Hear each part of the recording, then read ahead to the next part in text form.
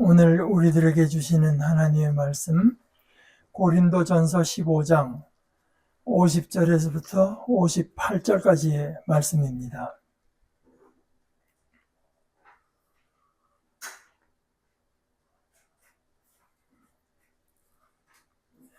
형제자매 여러분, 내가 이 점을 말씀드립니다. 살과 피는 하나님 나라를 물려받을 수 없습니다. 썩을 것은 썩지 않을 것을 물려받지 못합니다. 보십시오. 내가 비밀을 하나 여러분에게 말씀드립니다. 우리가 모두 잠들지는 않을 겁니다. 그러나 우리는 모두 변화될 겁니다. 잠깐만에 눈 깜짝할 사이에 마지막 나팔 소리에 그렇게 될 겁니다. 나팔이 울릴 것이고 그러면 죽은 사람들이 썩지 않을 몸으로 살아날 것이며 우리 자신들도 변화될 것이니까요. 이 썩을 것이 썩지 않을 것을 입어야만 하고 이 죽을 것이 죽지 않을 것을 입어야만 하니까요. 이 썩을 것이 썩지 않을 것을 입고 이 죽을 것이 죽지 않을 것을 입게 될 겁니다.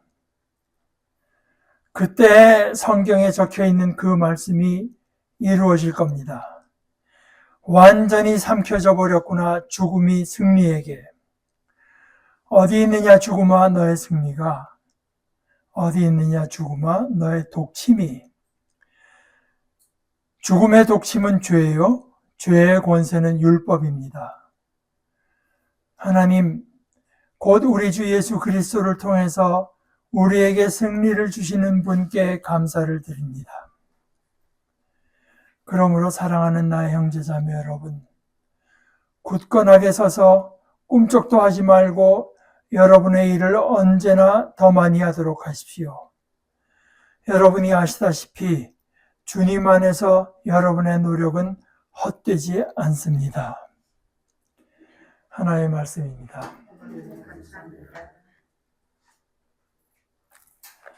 아까 말씀드렸다시피 오늘 제가 예배 부름 때 제가 봉독했던 욥의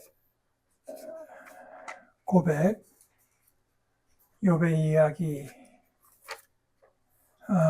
그렇고 방금 우리 정 선생님께서 읽어주신 에스겔의 이야기도 그 자체가 이미 이 내용을 기록할 때 부활이라고 하는 것을 분명히 내다보고 쓴 내용은 아닌 것이 거진 틀림없습니다. 그러나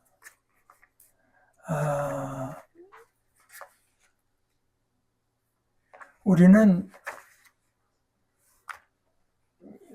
욥이라고 하는 사람 또는 에스겔이라고 하는 사람을 배우고자 하는 것이 아니라 그를 통해서 말씀하시는 하나님의 음성을 듣고자 하는 것입니다.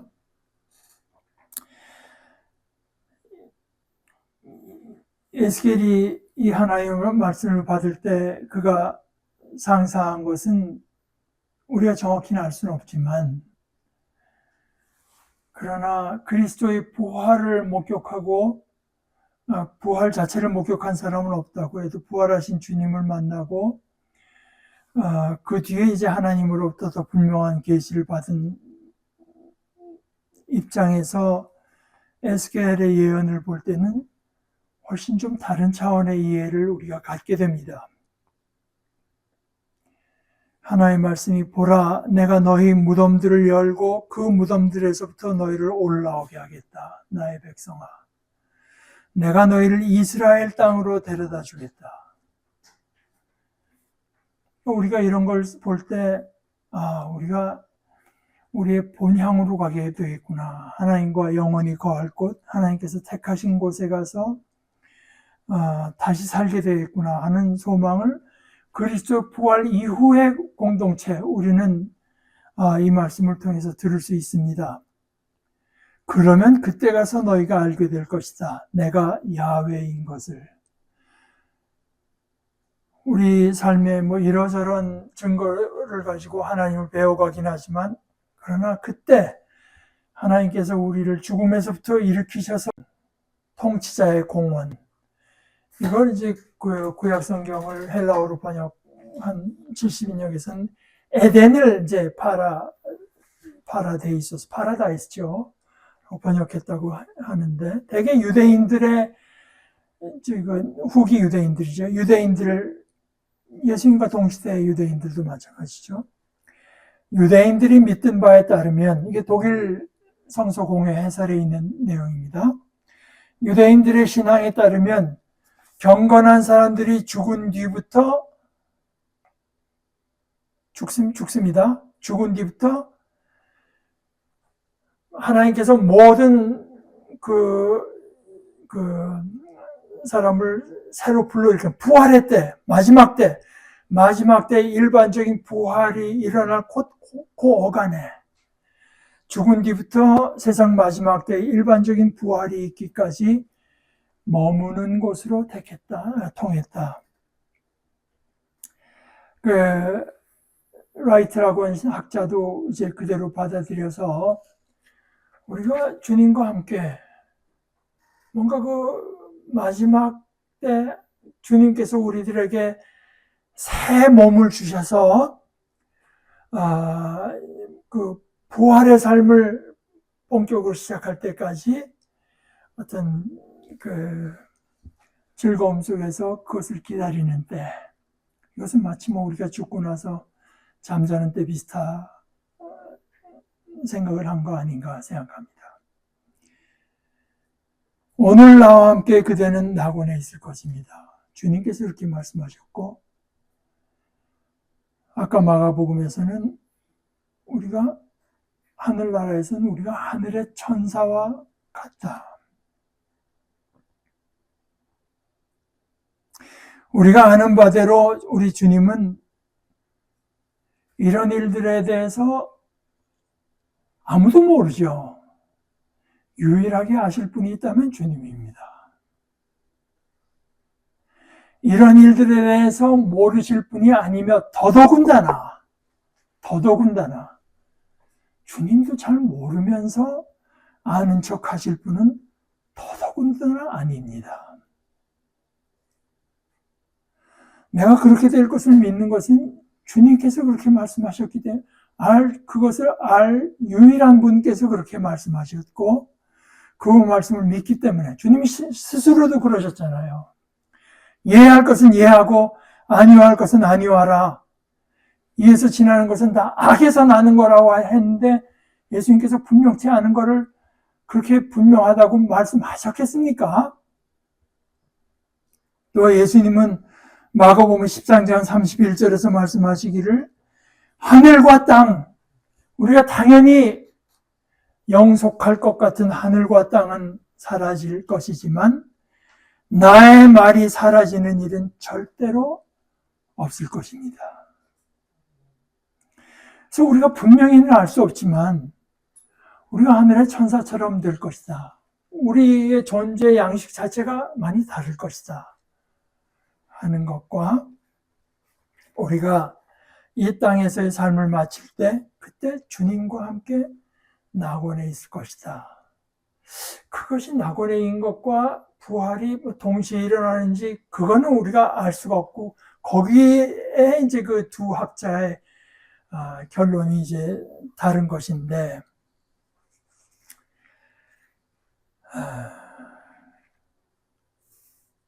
그러나 분명한 것은 우리가 부활할 것이고 그때 우리가 그 오는 세대 세상의 삶에 맞는 몸을 가지고 살게 될 것입니다.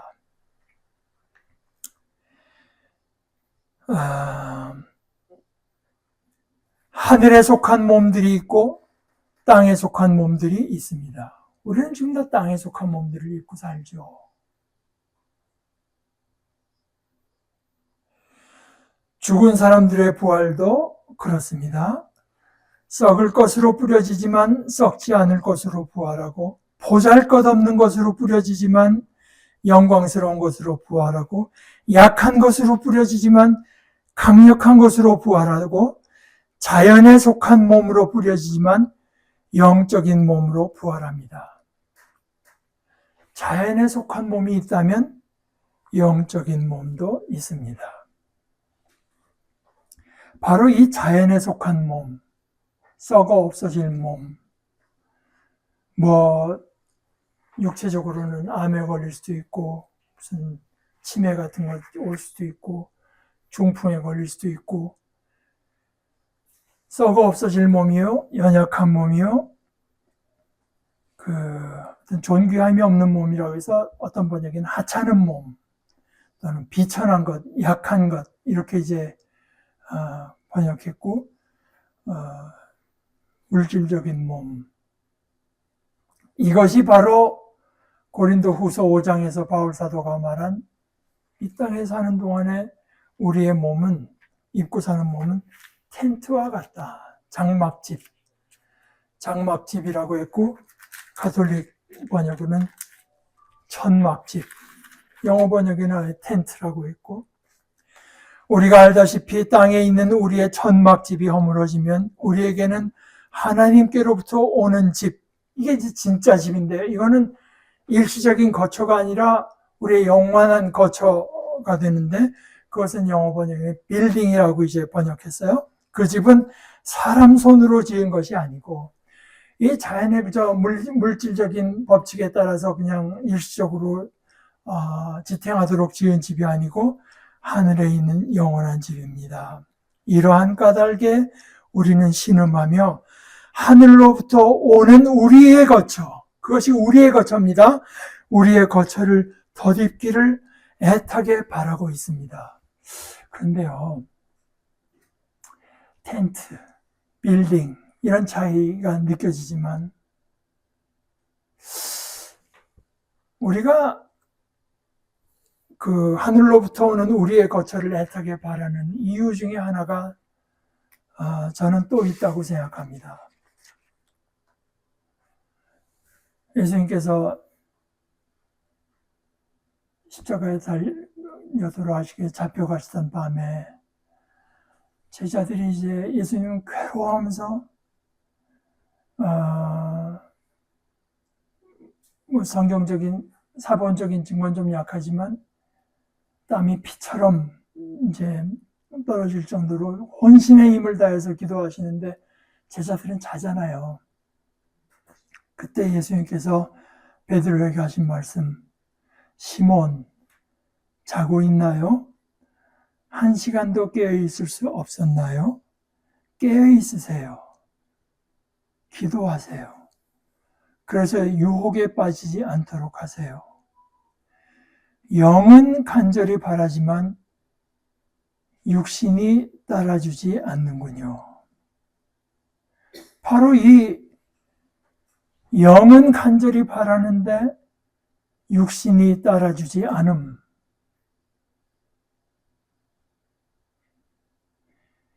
이것이 지금 몸을 입고 사는 우리가 겪는 어려움입니다. 반드시 어떤 우리 근육과 뼈와 이런 것뿐만이 아니라 그것이 포함되죠. 그러나 이 땅에서 그냥 남들한 대로 자연스럽게 산다고 하는 것이 우리 영이 하는 것을 따라주질 못해. 서로 갈 길이 다릅니다. 가고자 하는 길이 달라요. 그래서 여기서 생겨나는 어떤 스트러글, 갈등, 고됨, 이것이 없어집니다. 우리가 그때를 사모하는 것은 그것이 없어져서 우리의 영도, 우리의 마음도, 우리의 혼도, 우리의 몸도 같은 것을 아무런 서로 간의 갈등이 없이 같은 것을 향해서 움직이는 그때를 우리가 기다리고, 그것을 성경은 자유라고 하죠. 자유. 그러나 그 자유에 이르기 위해서 그런 갈등이 반드시 필요한 것이 지금 우리가 사는 우리의 삶입니다. 괜히 그냥 뛰어다니면 될 걸 목에다가 무거운 발목에다가 무거운 모래 주머니를 달고 다니는 이유가 뭐겠습니까? 그런 어떤 지장, 이런 장애를 가지고 훈련할 때 정작 시합에 나가서는 자유로우려고 하는 거 아닙니까? 자유로우려고. 우리가 영적인 몸을 가지고 그야말로 원한 대로, 영이 원하는 대로 움직이는 몸, 영이 원하는 대로, 영이 바라는 대로 따라가는 우리의 생각과 감정, 이대로 이제 따라가는 것을, 그때를 소망하면서 우리는 이 세대에 살고 있습니다. 이 세대는 연약함의 때요, 하찮음의 때요, 썩어 없어짐의 때입니다. 우리는 그것을 받아들입니다. 그리고 받아들일 수밖에 없죠. 받아들이되 소망을 품고 받아들입니다.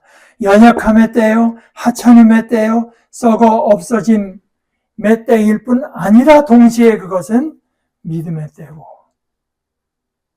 훈련의 때고 참아내는 것을 훈련하는 때, 싸움의 때, 고통을 겪어내는 때, 신음하는 때,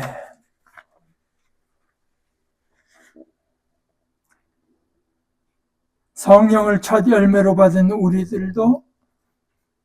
우리들조차도 속으로 신음하며 하나님의 온전한 아들, 딸로 입양되기를 애타게 기다리고 있습니다. 애타게 기다리고 있습니다. 곧 우리 몸을 죄에서 완전히 풀어주시기를 말입니다. 우리는 완전히 풀려난 것은 아니라고 하는 말씀이죠. 완전히 풀려나기를 바라면서 애타게 신음하며 기다리는 때, 그리고 우리가 지금 입고 있는 이 몸은 이 목적을 위해서는 가장 적합한 몸을 지니고 있습니다. 연약한 몸, 하찮은 몸, 썩어 없어질 몸, 자연에서 나서 자연으로 돌아갈 몸, 이것이 이 소망을 품고 살아가면서 참고 견디는 것을 훈련하는 이 삶에는 가장 적합한 몸을 주님께서 주신 것을 믿고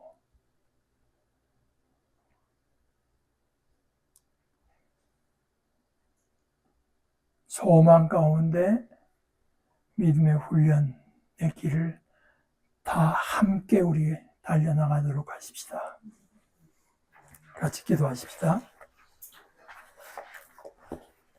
하나님 아버지,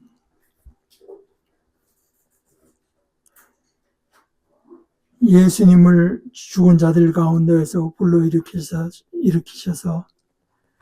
저희들에게 비로소 참된 소망이 있게 하신 하나님, 그리고 저희를 그렇게 죽음 가운데서 불러일으키실 때 그때 가서 우리가 비로소 하나님이 어떤 분이신지를 깨닫게 될 것을 이 복된 약속으로 주신 우리 아버지 하나님, 우리를 이 땅에서 믿음으로 살게 하시고 소망으로 살게 하시고 소망을 품고 참아내며 견뎌내는 믿음의 삶을 끝까지 걸어갈 수 있도록 저희를 지켜주시고 붙들어 주시옵소서. 예수님의 이름으로 기도합니다. 아멘.